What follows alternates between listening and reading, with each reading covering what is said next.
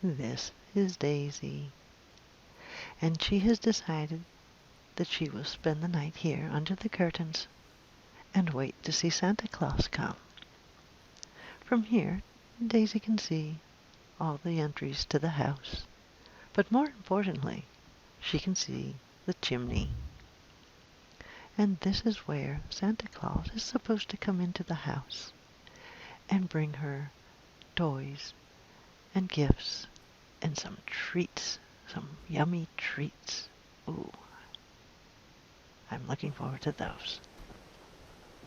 Daisy is a very hard-working border collie, and she may have slept through Santa's visit.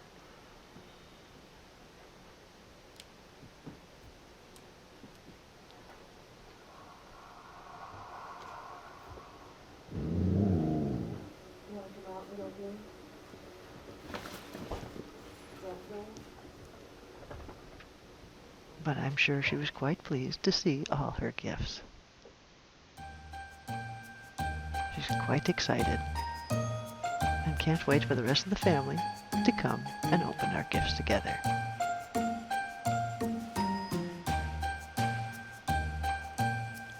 Merry Christmas, everyone.